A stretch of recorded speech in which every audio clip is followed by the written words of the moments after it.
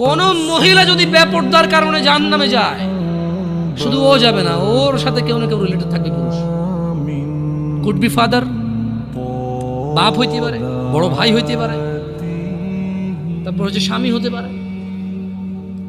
যদি ওর জাহান্নামে যাবার রিজনই হয় বেপরদা, বেখোলা, মানুষ হাজার রিজনে জাহান্নামে যেতে পারে। আল্লাহ সবাইকে ক্ষমা করুন এবং হিদায়াত দান করুন, আমিন।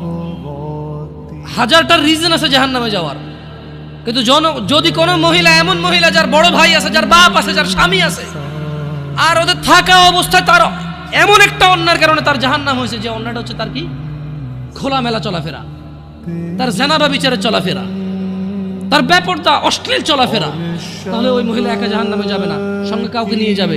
এবার যে লোকটা সংশ্লিষ্ট সময়ে দায়িত্ববান ছিল সে যাবে সঙ্গে। এটা খুব সিম্পল লজিক, কিন্তু কান টানলে কি আসে? কান টানলে কি আসে?